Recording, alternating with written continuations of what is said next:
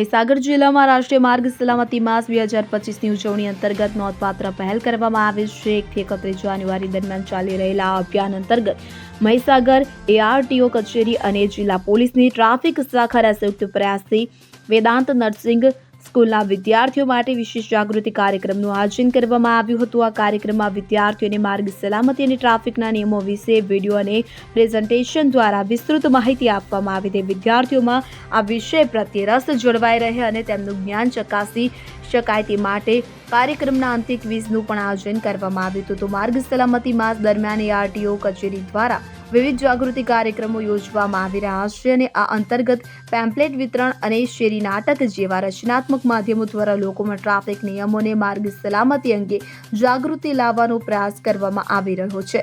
આ પહેલાનો મુખ્ય ઉદ્દેશ્ય લોકોમાં માર્ગ સલામતી, ટ્રાફિક નિયમો પાલન વધે અને માર્ગ અકસ્માતોમાં ઘટાડો થાય તે છે। Bureau report CN24 news. હવે જુઓ દેશ દુનિયાની તમામ ખબરો તમારી આંગળીના ટેરવે। ઉઠાવો મોબાઈલ અને Google Play Store પરથી ડાઉનલોડ કરો અમારી CN24 ન્યૂઝ મોબાઈલ એપ।